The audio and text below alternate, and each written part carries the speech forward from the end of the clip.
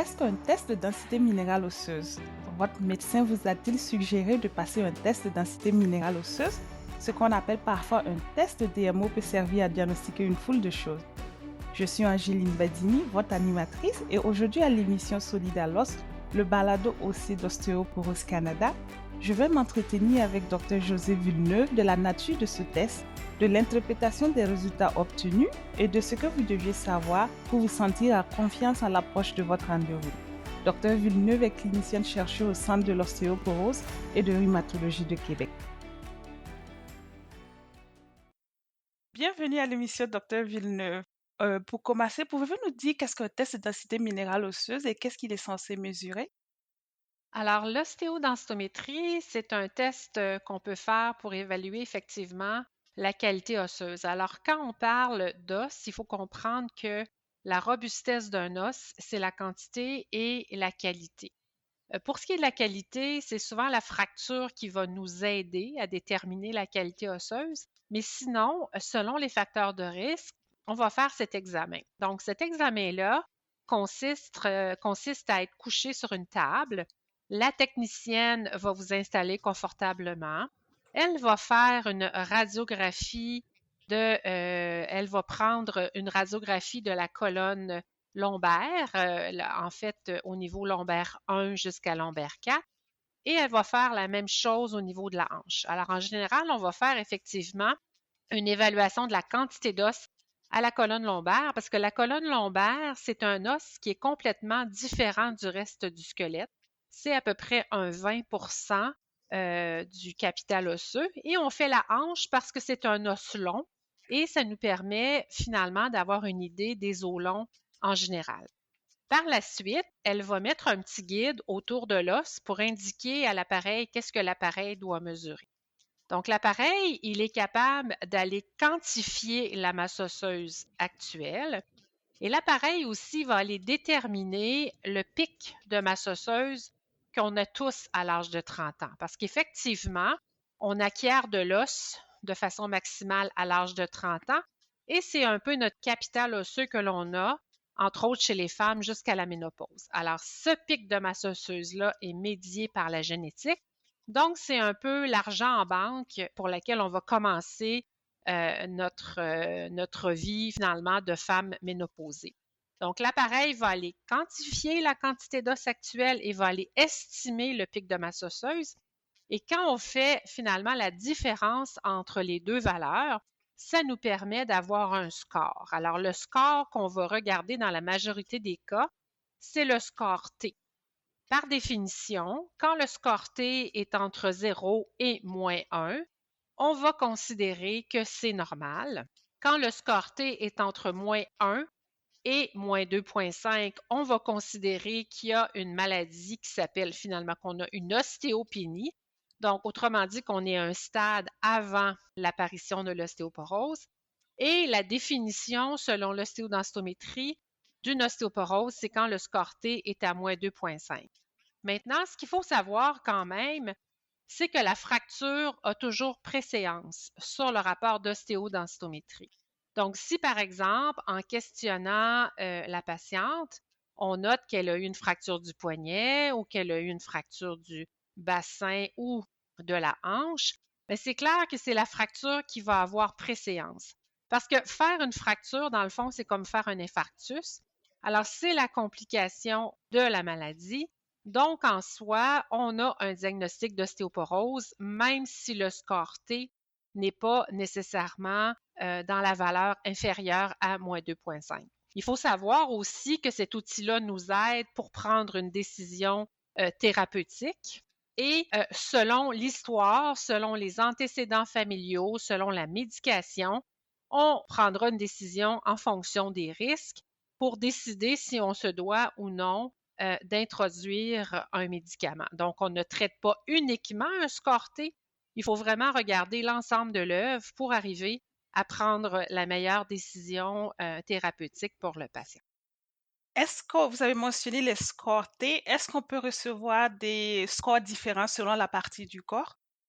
Non, c'est toujours, quand on fait la différence entre les deux valeurs, c'est toujours le score T. Et c'est celui-là, en général, qu'on va utiliser quand on fait une ostéodensitométrie chez finalement les femmes en haut de 50 ans ou les hommes. Parce que le score T, finalement, c'est la définition de la quantité d'os que le patient a à son âge en corrélation avec le pic de masse osseuse qu'on a dans la trentaine.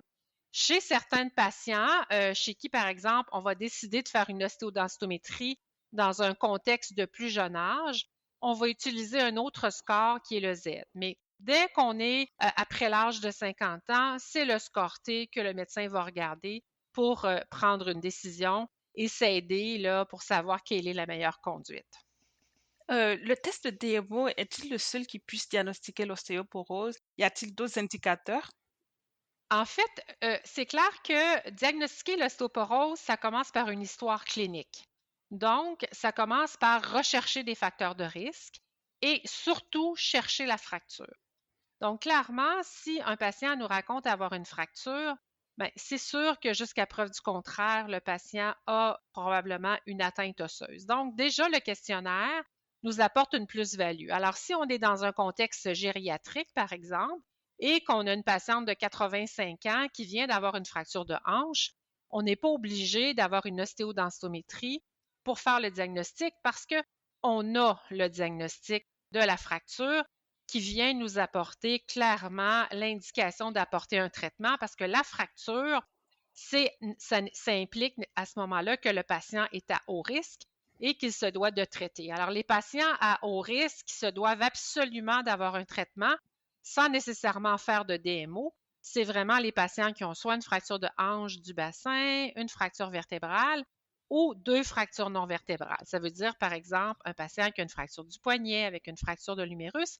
Ce sont des patients qui sont considérés à haut risque. Donc, en résumé, l'histoire de la fracture nous aide beaucoup pour prendre une décision thérapeutique. L'autre point aussi qui est important à mentionner, c'est finalement la perte de taille. Alors, quelqu'un qui a perdu plus que 6 cm à vie ou qui a perdu 2 cm d'année en année, plus que 2 cm d'année en année, ça peut être le témoin. Je ne dis pas que c'est nécessairement en lien avec une fracture, mais certainement qu'il faut se questionner sur la fracture, surtout l'allure. Alors, la syphose, alors on va mesurer à l'examen physique la flèche occipitale. Donc, on appuie le dos du patient sur le mur. Et quand on mesure le mur jusqu'à finalement la région occipitale, si c'est plus que 5 cm, bien, ça nous dit qu'il y a peut-être des fractures. Et là, on se doit de faire une radiographie pour évaluer s'il y a une fracture ou non. Parce qu'on pense qu'une fracture en général est en lien avec un traumatisme. Le plus souvent, c'est vrai. Alors, en général, c'est parce qu'on est tombé. Mais la fracture vertébrale, elle est un peu particulière parce qu'elle peut survenir sans qu'on ait eu nécessairement de traumatisme comme une chute et 2/3 des patients n'auront pas nécessairement de douleur. Alors, c'est pour ça que dans l'évaluation d'une ostéoporose, on va toujours mesurer le patient, vérifier la flèche occipitale, vérifier aussi la distance entre les côtes et le bassin pour voir s'il y a des éléments pour nous orienter vers la fracture, donc de faire une radiographie à ce moment-là. Fait que je vous dirais, c'est chercher la fracture, la mesure des patients, c'est vraiment les éléments qui peuvent nous aider à porter un diagnostic. Et vous avez mentionné le pic de masse osseuse vers l'âge de 30 ans. Y a-t-il un âge recommandé pour passer le test de densité minérale osseuse? En fait, l'ostéodensitométrie, c'est sûr que en général, bon, vous savez, il y a eu l'apparition du consensus d'Ostéoporose Canada en octobre l'année dernière. Et c'est clair que c'est pas tout le monde qui doit faire une ostéodensitométrie. En général, le médecin va se fier à l'âge, va se fier aux facteurs de risque pour décider si finalement on se doit de faire une ostéodensitométrie ou non. Si la personne n'a jamais eu d'ostéodensitométrie parce que le médecin jugeait que ce n'était pas nécessaire, bien à ce moment-là, à 70 ans, c'est important qu'un homme et une femme, parce qu'on pense que l'ostéoporose chez l'homme, ça n'existe pas, mais c'est une femme sur 3 et un homme sur 5. Donc, les hommes aussi doivent avoir une ostéodensitométrie selon le consensus d'Ostéoporose Canada à 70 ans. Sinon, c'est vraiment la recherche des facteurs de risque. Prenons l'exemple d'une dame de 68 ans qui vient d'avoir un diagnostic de cancer du sein, on commence un médicament pour un anti-hormone, donc un inhibiteur, par exemple, d'aromatase, ben, c'est clair que cette patiente-là, elle a un nouveau facteur de risque. On se doit de faire une investigation. Mais d'emblée, autant les mammographies sont faites de façon régulière, peu importe qui on est, il n'y a pas de dépistage de masse comme ça qui est fait pour la DMO. Alors, il faut vraiment que ça soit orchestré en fonction des facteurs de risque des patients de l'histoire familiale. Donc, je ne vais pas aller dans les détails du consensus, mais je pense qu'avec le médecin, il va juger si c'est pertinent ou non là, de faire l'examen. Peut-on améliorer les résultats de son test de densité minérale osseuse? Bien, c'est clair qu'à partir du moment qu'on discute d'ostéoporose avec les patients, on va toujours travailler initialement sur le non pharmacologique. Alors, c'est sûr que les manœuvres non pharmacologiques ne sont pas nécessairement un traitement en soi, mais peuvent être utiles pour la prévention. Donc, c'est sûr que Ostéoporose Canada va recommander que une patiente prenne au moins 400 unités de vitamine D. On va toujours se questionner aussi l'apport de calcium. Alors, chez les femmes, on va recommander un apport quotidien de 1200 mg par jour. Et en général, on va considérer que le calcium alimentaire est probablement mieux que les suppléments. Mais quand on n'est pas capable d'avoir la consommation de 1200 mg, ben, on va ajouter des suppléments. Donc, il y a cette portion-là qu'on doit évaluer. C'est sûr qu'on va questionner le tabac, l'alcool. Alors, par exemple, quand on entre dans l'algorithme d'évaluation des risques, bien, le fait de fumer, le fait de prendre 3 consommations et plus d'alcool par jour, ça augmente clairement les risques.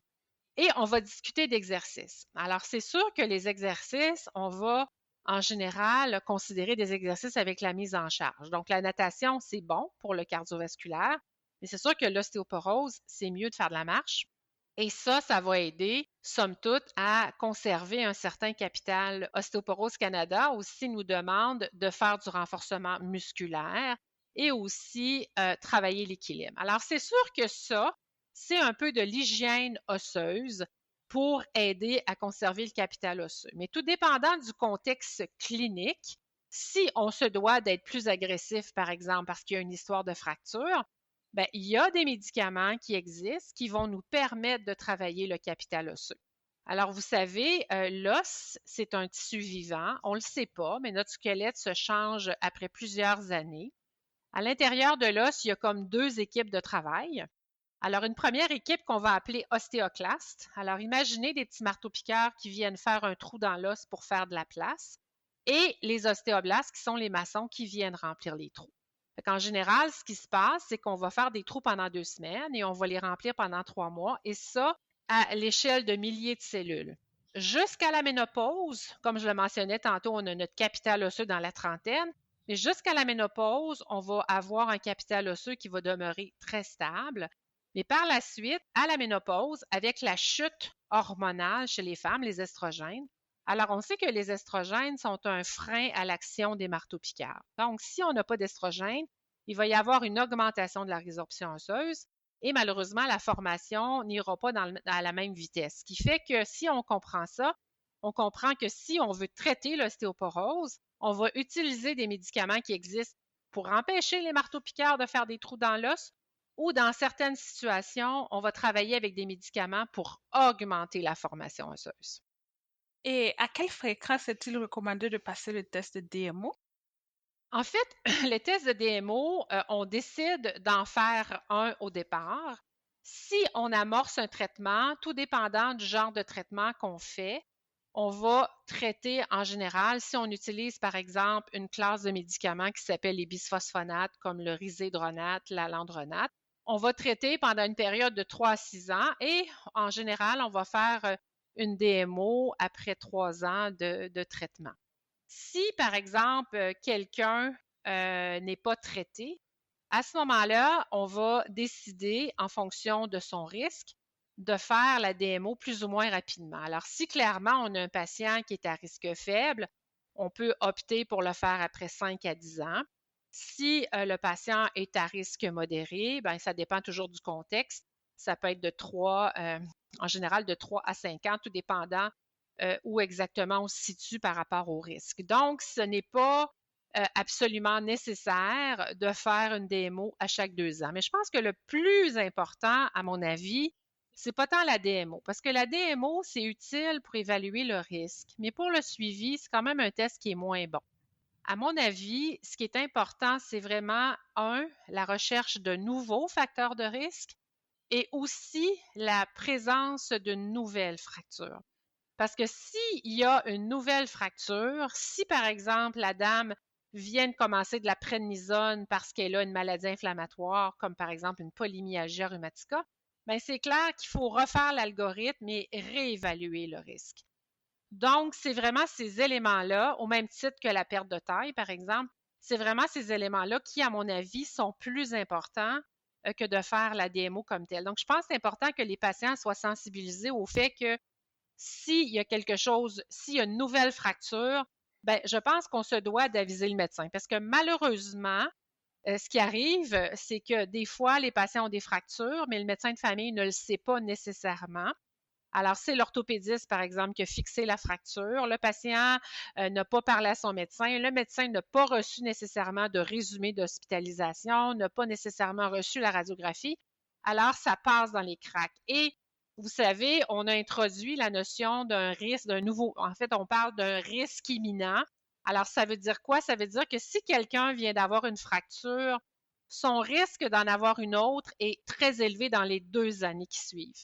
Ce qui fait que si, par exemple, une femme vient d'avoir une fracture vertébrale, bien, elle a un risque de 20 d'en avoir une autre dans l'année qui suit.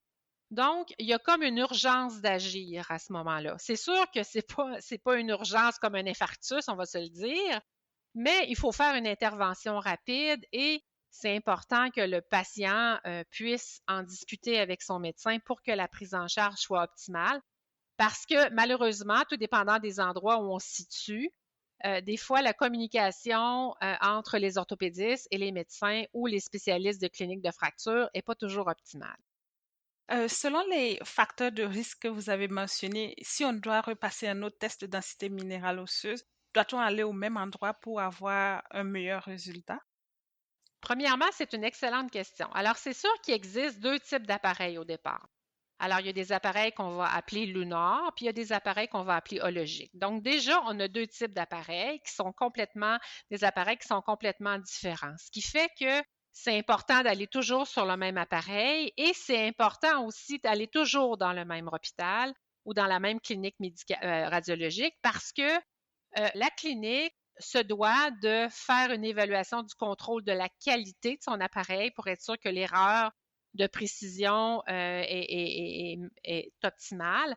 Ce qui fait que si on veut vraiment faire une corrélation, ben, il faut comparer des pommes avec des pommes. Ce qui fait que si on compare un résultat d'une clinique avec une autre, malheureusement, ça ne sera pas facile. Ça sera pas facile de le faire. Alors, il faut vraiment que ça soit fait au même endroit. Même des fois, on vit dans certaines cliniques où il y a un changement d'appareil parce que ça arrive que la clinique va upgrader ou à changer son appareil. Alors, ça devient difficile de faire clairement des corrélations. Donc, il faut vraiment aller au même endroit avec le même type d'appareil pour qu'on puisse faire une corrélation. Oui, c'est vraiment bon à savoir. Merci, Dr. Villeneuve, pour toutes ces réponses. Y a-t-il d'autres aspects de la santé osseuse ou des tests de densité minérale osseuse que vous jugez importants qu'on n'a pas abordés aujourd'hui? Ben, écoutez, moi, je pense que mon opinion, c'est que je pense que malheureusement, encore aujourd'hui, dans la tête des gens, une fracture, c'est un peu insignifiant. Puis clairement, ce qu'on entend souvent, ben, si vous m'aviez vu tomber, docteur. Mais je pense que si vous m'aviez vu tomber, docteur, en général, quand on tombe de notre hauteur, on ne devrait pas se casser. Alors, je pense qu'une fracture nécessite d'avoir une évaluation, que ce soit un homme ou une femme. Et je pense qu'il faut absolument faire un traitement si c'est nécessaire. Ce que je trouve dans ma pratique, souvent les patients vont nous aborder avec les effets secondaires des médicaments parce qu'ils ont lu sur Internet des choses par rapport au traitement, mais ils ne seront pas inquiets de prendre un médicament particulier pour un cancer ou pour un infarctus parce que dans leur tête, c'est plus sérieux. Mais il faut comprendre qu'une fracture de hanche, c'est mortel et que plus que 20 des femmes vont être décédées à 1 an et plus de 30 des hommes aussi. Donc, je pense qu'il faut prendre ça en considération et avoir une évaluation appropriée pour que finalement la première fracture soit la dernière, ce qui n'est pas le cas à l'heure actuelle parce que la prise en charge est certainement pas optimale. C'est vraiment des points importants à considérer. Merci beaucoup, Dr. Villeneuve, d'être venu nous voir aujourd'hui. Ça me fait plaisir.